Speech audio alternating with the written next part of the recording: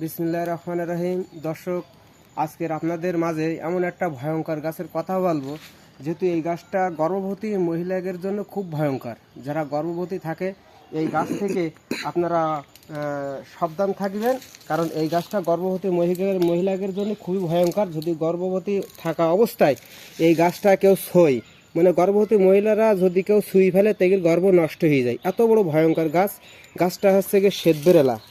এই দেখেন শ্বেতবেরেলা গাছ, আর এর ফুল দেখেন, এই ফুল ফুটবে, এরকম সাদা সাদা ফুল ফুটবে, আর পাতা ঠিক মনে করেন বেলের পাতার মতন পাতা হবে। এটা হচ্ছে শ্বেতবেরেলা গাছ। মহিলাদের জন্য অত্যন্ত ভয়ঙ্কর গাছ।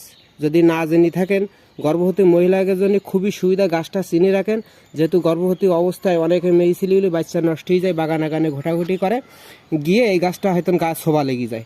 এই গাছটা এত বড় ভয়ঙ্কর, শুধু গর্ভবতী মহিলারা যদি ছুঁই দেয় এই গাছটা, তা গর্ভ নষ্ট হয়ে যাবে।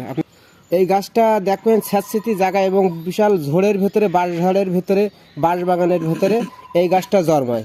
অনেকে না জেনে না শুনে এই গাছটা ছোঁয়া লাগে এবং বলে যে বাতাস লেগেছে এই হিসে, অথচ তা না।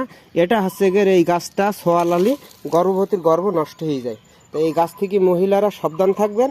এই মহিলাদের জন্য অত্যন্ত সতর্কবার্তা গাছ। এই গাছটা ভুল করেও মহিলারা কেউ হাত দেবেন না। সবাই ভালো থাকবেন। আরও এই গাছটা চেনার উপায় হচ্ছে গিয়ে তোমার ঝোপঝাড়ের ভেতরে কিংবা বাঁশবাগানের ভেতরে এই গাছটা হয়। মহিলারা অনেকে পাতা কুড়ুই যায়, এই গাছটা ছোঁয়া লাগে গর্ভবতী অবস্থায়, এটা নষ্ট হয়ে যায়। এবং কবিরাজের কাছে গেলে কবিরাজ বলে যে বাতাস লেগেছে, অথচ তা না। এই যে শ্বেতবেরেলা গাছ, এটা বলে শ্বেতবেরেলা গাছ। এই গাছের ক্ষমতা এতটা, গর্ভবতী মহিলাদের জন্য খুবই ভয়ঙ্কর। আরও এতে ভয়ঙ্কর ভয়ঙ্কর গাছের ছবি আমি আমার এই ফেসবুক পেজে আপনারা ফলো করবেন, আপনারা সাবস্ক্রাইব করবেন।